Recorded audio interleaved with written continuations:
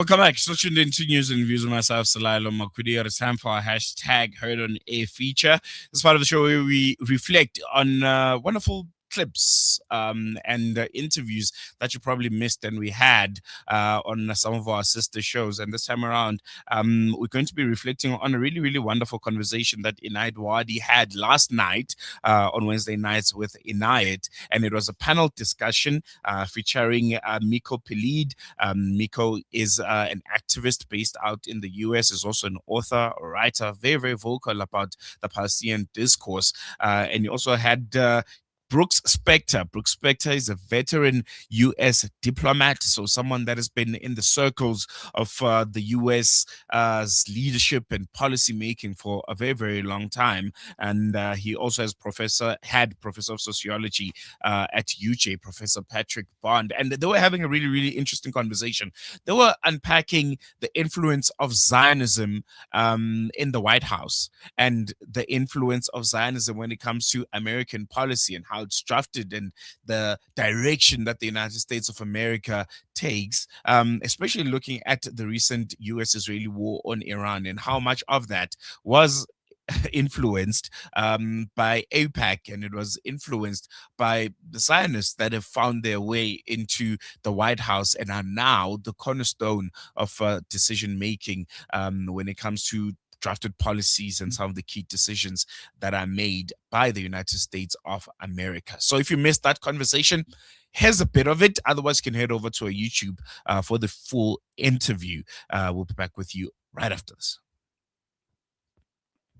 Prime ministers for decades have been trying to get an American president to do several things that no prime minister thought they would ever succeed.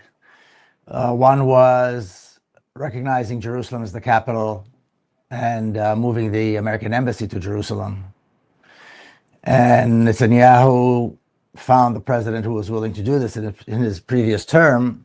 And so that was the beginning of real credibility for Netanyahu as he approaches his constituents and elections and so on. And the other thing that every prime minister dreamed of was to have an American president who would go to war with them. And they've been harping on this issue of attacking Iran for decades. And now finally, an Israeli prime minister found an American president who was insane enough to join them in this I don't know, other than use the word insane, but reckless and insane attack against Iran. And as to the details of why this relationship has turned out the way it is and why Netanyahu is able to get Trump to do all these things, I think that remains a mystery. But the donors, the massive Zionist donors, are certainly a part of it. And the fact that Trump is surrounded by Zionist zealots is certainly a part of it as well. But you know, what comes first, the chicken or the egg, is not really absolutely clear. But definitely there's a relationship between these two psychopaths, and this bears very well for Netanyahu. And now we're hoping that we'll see a little shift because Trump wanted a ceasefire, Netanyahu did not, and he kept going and attacking, committing what I think is another genocide in South Lebanon, continuing the genocide in Palestine. And this was interfering with Trump's negotiations with Iran. So that's the relationship. Like I said, it was every Israeli prime minister's dream to find a U.S. president that would go along with them on these things. And Netanyahu's got elections coming up, and he's expected to do very well. Whereas here in the United States, elections are coming up, and I think Trump supporters are not going to do very well. So hopefully this is the beginning of some kind of a shift between these two maniacal governments.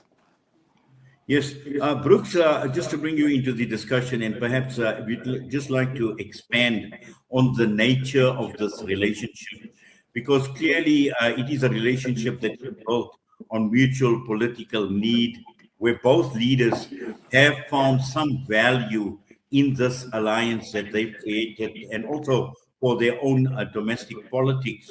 And often we hear what Bibi wants, Bibi gets. And that is a dynamic that seems to be playing out. The observers have also noted that, we've seen the influence of Benjamin Netanyahu on major decisions. And as Miko alluded to as well, even military strikes and continuation of wars as well. So how do you see the nature of this relationship? Well, look, first of all, it's a rather complicated relationship. But let me just start by saying moving the embassy to Jerusalem was a symbolic effort. It didn't really change the nature of American diplomatic activity in Israel. There was already a consulate in Jerusalem that dealt with Israel, and there was an office there that dealt with the West Bank. Been there for years. Moving the embassy, fine, but many of the offices, of course, remained in Tel Aviv, where they'd been for decades. But to the larger question of the relationship, couple of things are very important. It is not at all clear to me that Benjamin Netanyahu is going to gain a victory in an election which will come at the end, somewhere toward the end of this year. He's got a very narrow parliamentary majority, and to the extent to which the conflict continues, to the extent to which reservists keep getting called up for actions such as the one in the southern part of Lebanon, to the extent to which missiles continue to fall on the northern part of Galilee, it is not clear to me or to the people I've talked to that Netanyahu is going to score a resounding victory. He's just got a couple of seats of a majority because of the ultra-right, but they're small parties and they don't represent the entirety of the country.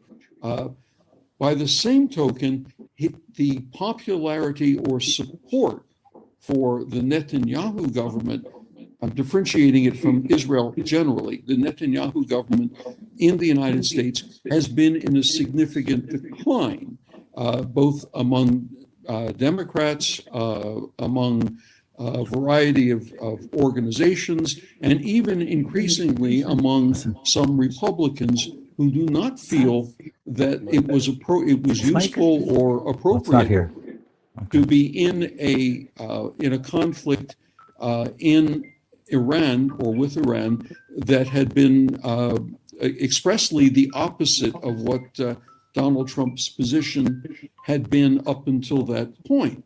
I would think that you will find, rather than joined at the hip, they are increasingly, there are different goals. The Trump administration, for a variety of reasons, has fastened very, very hard on the idea of the nuclear capabilities or possibilities of Iran, and rather less on the question of support for Israeli policies vis-a-vis Lebanon or any place else.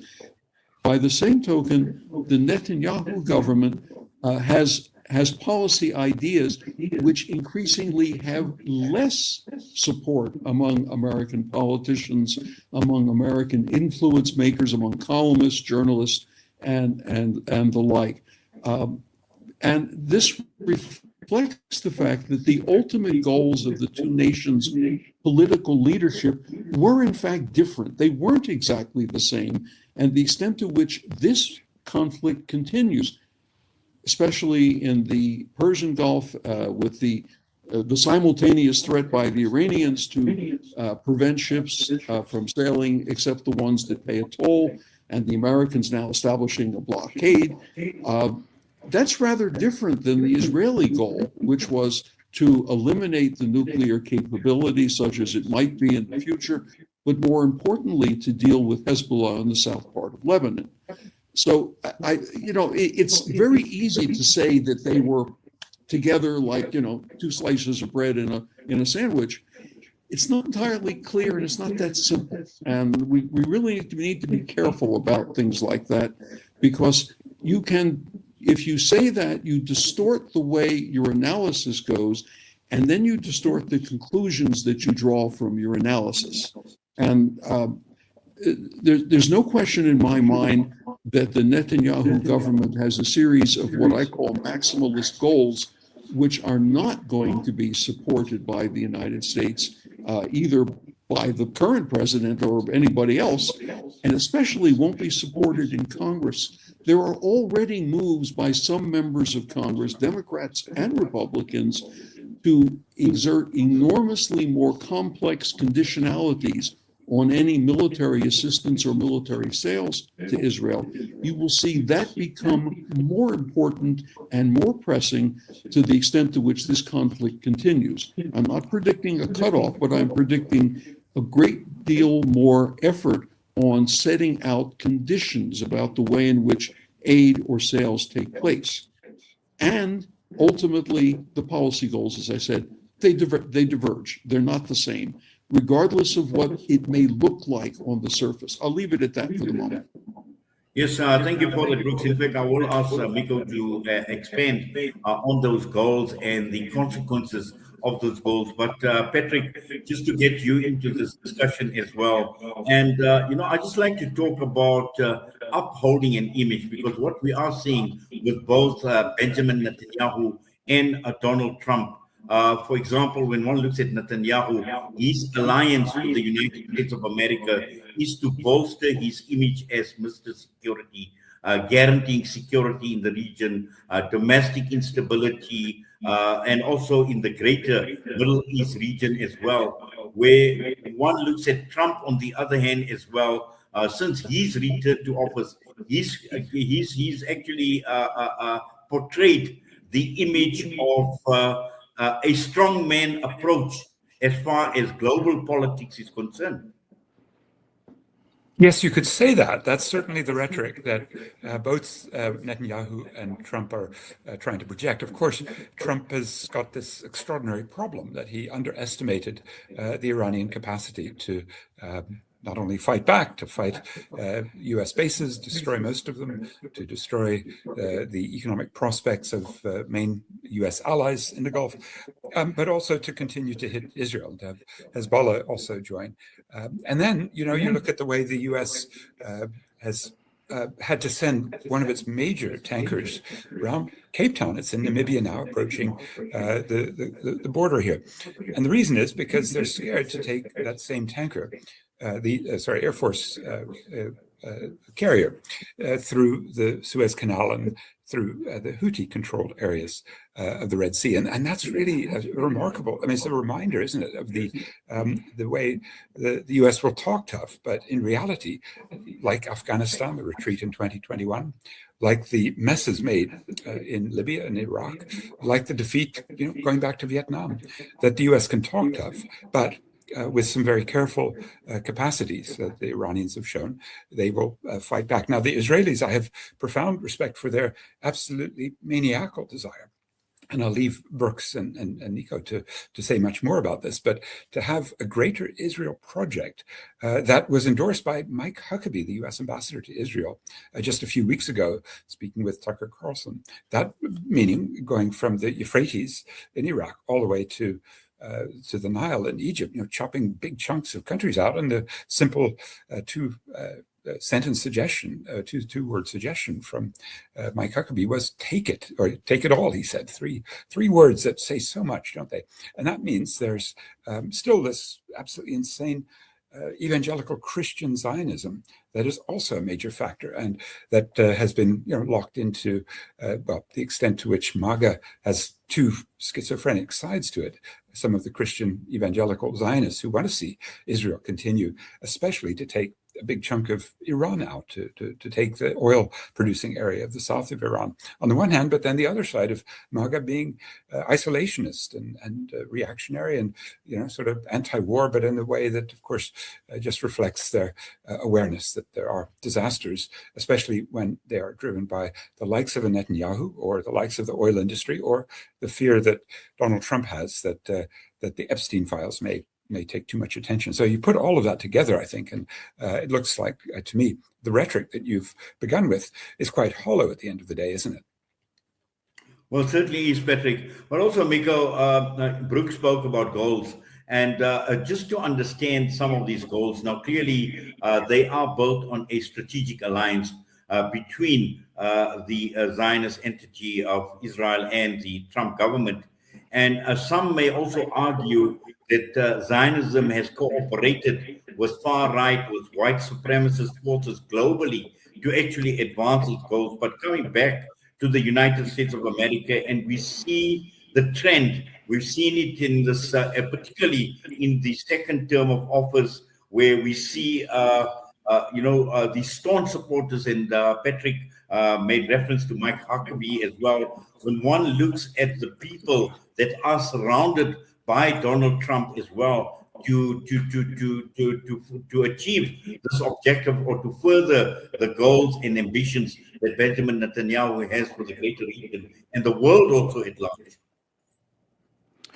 Well, first of all, I don't think the Zionists are working with white supremacists. Zionism is a form of white supremacy. Zionism is an arm of white supremacy. That is what Zionism is all about. And so the Zionist collaboration with other racist, colonialist, white supremacists is not surprising. This is what Zionism is. It's a branch, if you will, of white supremacy and racism. And we have there's a history of over almost 100 years of what the Zionists have done in Palestine. I have to push back a little bit on the Jerusalem thing, if I may, just take a second or two. It's more than symbolic. Jerusalem, there was a reason why no other diplomatic missions had their offices in Jerusalem, and that is because Jerusalem, the occupation by the Zionists of Jerusalem, the ethnic cleansing, the absolute ethnic cleansing of West Jerusalem by the Zionists in 1948, and then the taking of East Jerusalem and what they call the Judaization process of Jerusalem, and the attacks, the assaults on Al-Aqsa and other holy places in Jerusalem by Zionists. Moving the embassy was more than symbolic. It was saying it had given the U.S. stamp of approval to all of these illegal actions, and Jerusalem initially, even in the partition plan, was supposed to be separate from any other state, its own entity. So I challenged this idea that it was only symbolic. It was very, very meaningful, and the consulate that used to exist in Jerusalem, and this is no secret, the consul general was an ambassador de facto, and it was the ambassador de facto for Palestine and for Palestinian affairs. But again, going back to this deeply Zionist reality within the White House, which is not far from here, that is a reality that is it's poisonous. There's no way, there was nothing for the United States to gain strategically or tactically by attacking Iran. There's really nothing for the United States to gain. I don't think there was anything for Israel really to gain other than maintaining the chaos around them, which has been their strategy since the state of Israel was established. It was a very clear strategy to make sure that there's chaos all around them, and they are the strongest and the toughest bully in the region, in Western Asia and North Africa. And this is part of that. And I agree with what was said earlier. The misreading of Iranian restraint and interpreting that as weakness was a massive mistake. And we all know chess came from Iran, and I think the Iranians are now playing a very, very clever game of chess. And I cannot foresee any outcome other than an Iranian political victory out of this entire mess. But sure, you have people like Huckabee, you have all these other Zionists that are surrounding the president here, and you've got very, very strong and very, very influential Zionist organizations, excuse me, and individuals, both Christian and Jewish, that operate throughout the entire country here in the United States and actually in Europe too. And they are pushing very, very hard for this collaboration, even though it is madness. And I think it's true, in the next elections here in the United States, we're going to see those who support this war are going to see how big of a mistake it was. One of the most used campaign slogans for people running in November is no AIPAC money and no money to Israel. And these are campaign slogans that are working, which is why they're being used. So I think they have to. There's going to be what I anticipate is a big shift in Congress, and then of course the conversation 2 years later about the relationship with the Zionist regime is going to be a very different one. And we'll see what happens with the Zionist regime with their elections. But again, I stand by what I said earlier. It's hard to imagine Netanyahu not winning this election since there is such broad support both for the genocide of the Palestinian people, the genocide of the Shia in southern Lebanon, and this psychotic attack on Iran. Africa Muslim Agency's Golf Day on the 19th of April, literally a few days away. We are here ready to welcome you to have a day of fun-filled activities together with our sponsors, well-wishers, all for the good cause of education. Come through to the Royal Johannesburg Golf Course and participate in this amazing initiative.